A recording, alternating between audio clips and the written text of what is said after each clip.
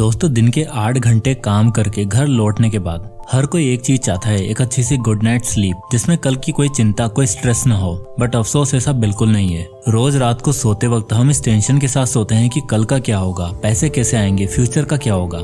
पर क्या हो अगर मैं आपको कहूँ कि आपकी ये चिंता दूर हो सकती है। आप चैन की नींद आराम से तब सो सकते हो जब आप सोते सोते पैसे भी कमाओ। एंड विश्वास करो ये पॉसिबल है। इस वीडियो में मैं आपको 4 ऐसे अमेजिंग तरीके बताने वाला हूँ जो आपको फाइनेंशियल फ्रीडम की तरफ ले जाने में मदद करेंगे और आपको एक अच्छी गुड नाइट स्लीप लेने में हेल्प करेंगे। पर उससे पहले ये जान लेना जरूरी है कि आखिर ये गरीबी छाई क्यों है। क्या कमी है आपकी बेसिक एजुकेशन में जिसके कारण आप आज तक फाइनेंशियल फ्रीडम का रास्ता नहीं देख पाए और न ही अमीर और गरीब का फर्क पता कर पाए। तो चलिए एक एक करके जानते हैं इन सभी बातों को। Step number 1, the concept of financial literacy. दोस्तों क्या है ना कि बचपन से ही हमें हमारे स्कूल कॉलेज हमारे पेरेंट्स और हमारी सोसाइटी सिर्फ एक ही बात पर जज करते हैं कि हमारे मार्क्स कैसे आ रहे हैं, पढ़ाई लिखाई बढ़िया चल रही है या फिर नहीं, लड़का मैथ्स में कैसा है, और जैसे ही पढ़ाई खत्म हुई तो कमाता कितना है, क्या काम करता है, अभी तक पढ़ाई कर रहे हो, ऐसी बातें सुनने को मिलती है। और ये बातें इसलिए सुनने को मिलती हैं क्योंकि स्कूल डेज में ग्रेजुएट होने तक हमें ये कोई नहीं बताता कि पैसा लाइफ का कितना इंपॉर्टेंट पार्ट है, इसे कैसे कमाना है, कैसे खर्च करना है, कैसे फ्रीडम अचीव करनी है। और यही सबसे बड़ा रीजन है कि दुनिया की most of the population poor और मिडिल क्लास लोगों से भरी पड़ी है। आप अगर किसी भी रैंडम इंसान से पूछोगे कि क्या उसे फाइनेंशियल एजुकेशन मिली है तो उसका जवाब होगा नहीं। फाइनेंशियल एजुकेशन वो रास्ता है जो कदम कदम पर आपको सिखाता है कि आपको बेटर फाइनेंशियल डिसीजन कैसे लेने हैं, किस जगह पैसा खर्च करना है और किस जगह नहीं, कहां पर इन्वेस्ट करना है, कैसे रिटायरमेंट प्लान करना है और कैसे अपने परिवार की गरीबी की चेन को ब्रेक करना है। अक्सर लोग लाइफ को ऑलरेडी बहुत कॉम्प्लिकेटेड मानते हैं, इसलिए वो फाइनेंशियल एजुकेशन के कंसेप्ट से कोसों दूर रहना पसंद करते हैं। उन्हें लगता है कि यार क्या ही उखड़ जाएगा ये जानकर, जिंदगी तो वैसे ही चलेगी जैसे अभी चल रही है। अरे मेरे भाई, अगर आप भी ऐसे ही सोचते हो तो आप लाइफ में सच में कुछ नहीं उखाड़ पाओगे। एक मिडिल क्लास इंसान जिंदगी भर मिडिल क्लास सिर्फ इसलिए रह जाता है क्योंकि वो सही से कभी अपने मनी को प्लान नहीं कर पाता। मिडिल क्लास और पुअर क्लास लोगों के लिए सिर्फ उतना पैसा जरूरी है जिससे वो अपना पेट भर सकें। पर एक अमीर इंसान कभी भी काम में सेटल नहीं होता। वो अपने प्रेजेंट के साथ साथ वो अपने बच्चों के फ्यूचर को भी प्लान करता है और उसी हिसाब से स्पेंडिंग्स और सेविंग्स करता है। समाज में ये जो 3 डिफरेंट क्लास बनी हुई है उसका कारण यही लोग और इनका कैश फ्लो है। Number 1, the poor. सबसे पहले आता है द पुअर। ये लोग वो होते हैं जो मुश्किल से जी जान लगाकर सिर्फ इतना पैसा कमा पाते हैं जिससे इनका घर चल सके और सबका पेट भर सके। इनकी फैमिली में ऑलमोस्ट सभी वर्किंग होते हैं और इनकी टोटल फैमिली इनकम से ही इनके महीने का खर्चा चल पाता है। इनके एक्सपेंसेस का कैश फ्लो कुछ इस तरह होता है। तो इस चार्ट में देखिए, जैसे इनकी इनकम है 25,000 रुपए, तो इनके एक्सपेंसेस रेंट में होगा 8,000 रुपए, ग्रोसरी में होंगे 5,000 रुपए, medical expenses 5,000, fees and others 7,000 और सेविंग्स 0। तो इनके टोटल एक्सपेंसेस होते हैं 25,000 रुपए, यानी जितना कमाया उतना सारा खर्च कर दिया। अब दूसरा आता है द मिडिल क्लास, जिनकी कंडीशन पुअर क्लास से तो मच बेटर होती है, पर ये अपनी लाइफस्टाइल को बेहतर बनाने के लिए लोन्स और ईएमआई का सहारा लेते हैं। ये लोग सेविंग्स तो करते हैं, इन्वेस्ट भी थोड़ा बहुत करते हैं, बट इनके ऊपर लायबिलिटीज का बोझ इतना होता है कि उसको भरते भरते इनका भरता बन जाता है और इनके एक्सपेंसेस इनकी इनकम को एक्सीड कर जाते हैं। अभी चार्ट में देखिए, जैसे मिडिल क्लास इंसान है उनकी जो सैलरी होती है वो है 40,000 रुपए और उनके एक्सपेंसेस जैसे रेंट में 10,000, नीड्स में उनके 15,000, उनकी वॉन्ट्स में 6,000 और सेविंग्स करते हैं वो 2,000 रुपए की और इन्वेस्टमेंट 5,000 रुपए और ईएमआई और लोन में जो उनका पैसा जाता है वो है 4,000 रुपए। तो उनका टोटल एक्सपेंसेस हो जाता है 42,000 रुपए। अब जैसे कि इनकी इनकम थी 40,000 रुपए और एक्सपेंसेस है 42,000 रुपए, यानी कि इनको फिर भी 2,000 रुपए कहीं ना कहीं से उधार लेने पड़ जाते हैं और इस तरह वो साल का थोड़ा बहुत कुछ सेव और इन्वेस्ट कर पाते हैं, बट जो इनफ नहीं है।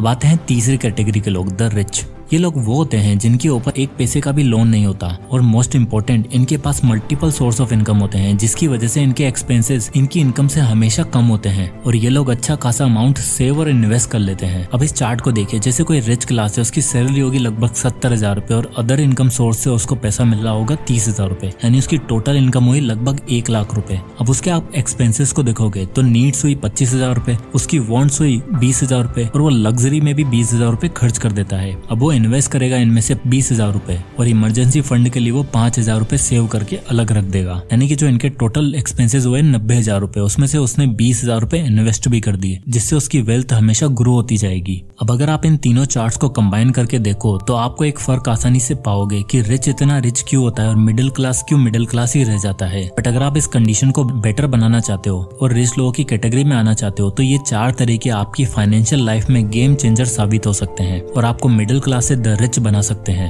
Number 1, understand your relationship with money. दुनिया के मशहूर ऑथर मिस्टर रॉबर्ट कियोसाकी कहते हैं कि पैसों के साथ आपके रिलेशन तब तक ठीक नहीं हो सकते जब तक आप उसे कैजुअली लेना बंद ना कर दो, क्योंकि अगर आपने एक बार अपने फाइनेंस को, इन्वेस्टमेंट जैसे टॉपिक्स को कैजुअली लेना शुरू कर दिया तो आपका पैसा आपके लिए सरदर्द का कारण बन जाता है और फिर आपको अपने इशारों पर नचाता है। और ऐसा हो भी क्यों ना, हमें बचपन से ही मूवीज में, टीवी शोज में पैसे वाले लोगों को एक नंबर का अय्याश, आवारा और खड़ूस दिखाया गया है जो कभी खुश नहीं रहते, और इसी वजह से हम सबके दिमाग में एक गलत नैरेटिव बन गया है पैसों को लेकर। कुछ लोग ज्यादा ही पॉसेसिव हैं, वहीं कुछ लोग एकदम ही खर्चीले। हम में से मोस्टली लोग इन्हीं दो कैटेगरीज में आते हैं और यही सबसे बड़ा रीजन है कि पैसा हम पर हावी होकर हमें अपने इशारों पर नचाता है। इसलिए आपको जरूरत है तो बस अपने नजरिए को बदलने की। पैसों को कोई प्रॉपर्टी या संपत्ति मत समझो, बल्कि एक जरिया समझो जिससे एसेट बिल्ड किए जा सके और संपत्ति बनाई जा सके। रॉबर्ट कियोसाकी कहते हैं कि जिस तरह गाड़ी को चलाने के लिए फ्यूल एक माध्यम है, उसी तरह वेल्थ हासिल करने का मनी सिर्फ एक माध्यम है जिसका अगर सही से यूज किया जाए तो आपकी आने वाली 7 पुश्तें सुधर सकती हैं। इसलिए सबसे पहले आप भी पैसों के साथ अपने रिलेशन समझो। देखो, क्या आपको एक एक रुपए अर्न करने के लिए धक्के खाने पड़ रहे हैं? क्या आपका पैसा आपका बॉस बनकर आपसे काम करवाने जा रहा है और आप काम किए जा रहे हो? चैन की नींद तो क्या, सही टाइम पर खाना तक नसीब नहीं हो रहा? तो आप अपने रवैये को बदलो और ऐसे सोर्स ढूंढो जिससे आप कुछ कामों को ऑटोमेट कर सको और पैसों के साथ अपने टाइम भी मैनेज कर पाओ।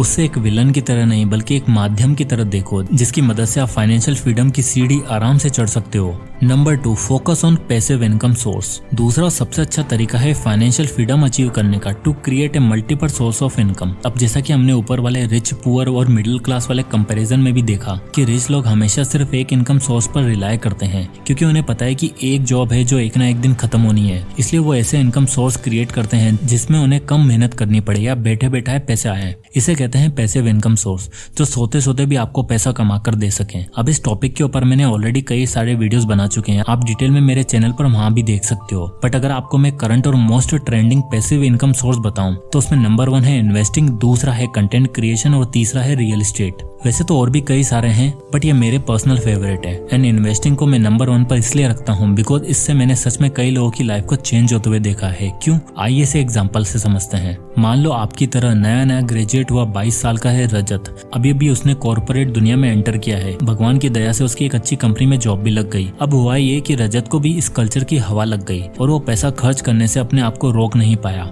महीने के 30,000 कमाने वाला रजत जो खुद का खर्चा निकालने के बाद, घर में पैसा देने के बाद क्या ही बचा पाता होगा। बट वेट, कम इनकम होने के बावजूद रजत हर महीने का 5,000 तो कैसे ना कैसे सेव ही कर लेता है। अब उसने सोचा बैंक में पड़े पड़े ये पैसा कुछ खास उसे रिटर्न नहीं देगा, तो क्यों ना इन पैसों को ऐसी जगह लगाया जाए जहां से अच्छे रिटर्न मिल सके। और उसने इंडेक्स फंड के अंदर SIP करना शुरू कर दिया। फिर जैसे जैसे उसकी नॉलेज बढ़ती गई उसने स्टॉक में इन्वेस्ट करना शुरू किया। कभी कभी लॉस होता, पर इन्वेस्टिंग की पिच पर लंबा टिके रहने के कारण उसे काफी अच्छे रिटर्न मिले। रजत जैसा एक और ग्रेजुएट था आशीष, जो खुद का कुछ शुरू करना चाहता था। शुरुआती दौर में जॉब कर करके उसने थोड़ा बहुत पैसा इकट्ठा तो कर लिया और अब वो कुछ नया बिजनेस शुरू करने की तलाश में था। उसे सबसे अच्छा और इफेक्टिव तरीका दिखा कंटेंट क्रिएशन का, जिसमें वो बच्चों के लिए ऑनलाइन लेक्चर अपलोड किया करता था। एक व्हाइट बोर्ड, एक ट्राइपॉड और एक अच्छा कैमरा फोन और क्रिएशन शुरू। धीरे धीरे उसके कंटेंट को रीच मिलने लगी और रिस्क लेकर उसने अपने लिए एक पैसिव इनकम सोर्स बनाया। इनका एक और साथी था सलीम, जो खुद एक अच्छी हाई पेइंग जॉब कर रहा था, पर फ्यूचर के लिए उसको कुछ खासी सेविंग नजर नहीं आती। और एक दिन उसके डैड ने उसे कई साल पुरानी FD तोड़वाकर 20 लाख रुपए दे दिए। अब वो सोच में पड़ जाता है कि इसका क्या किया जाए।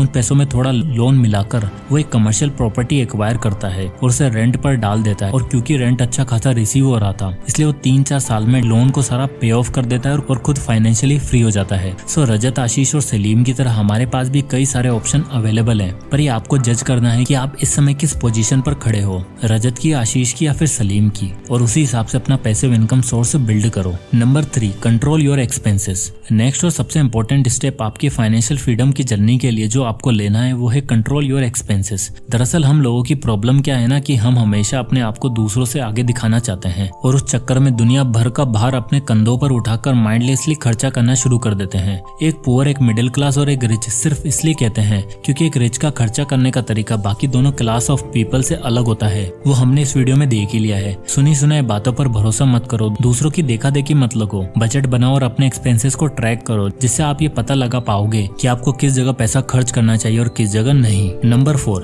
Continuously invest in your financial education. जितना हो सके अपने आप को एजुकेट करते रहो और ऐसी वीडियोस को देखकर, फाइनेंशियल नॉलेज वाली बुक को पढ़कर, पॉडकास्ट को सुनकर और अपनी नॉलेज में हर एक दिन एक आइटम ऐड करो। इस तरह की वीडियोस को देखकर, बुक्स को पढ़कर आपको लगता है कि ये बातें प्रूवन और ट्रू हैं, तो आप भी इन्हें अपनी लाइफ के साथ साथ अप्लाई करना शुरू कर दो। कदम कदम पर आपको अलग अलग चीजें एक्सपीरियंस करने को मिलेगी। कभी लॉस होगा, कभी कुछ टाइम एकदम ही मॉडरेट रहेगा और कभी कभार सब एकदम छप्पर फाड़ प्रॉफिट होगा। All you have to do is keep going and educate yourself from every new experience, ताकि फ्यूचर में आप वो गलती ना दोहराओ। सो दोस्तों, आई होप कि इस वीडियो से आपको कुछ ना कुछ जरूर सीखने को मिला हो। तो अगर आपको ये वीडियो पसंद आया हो तो इसे लाइक करें और ज्यादा से लोगों तक शेयर करें और चैनल को सब्सक्राइब करना ना भूलें। तो मिलते हैं नेक्स्ट वीडियो में, तब तक के लिए जय हिंद।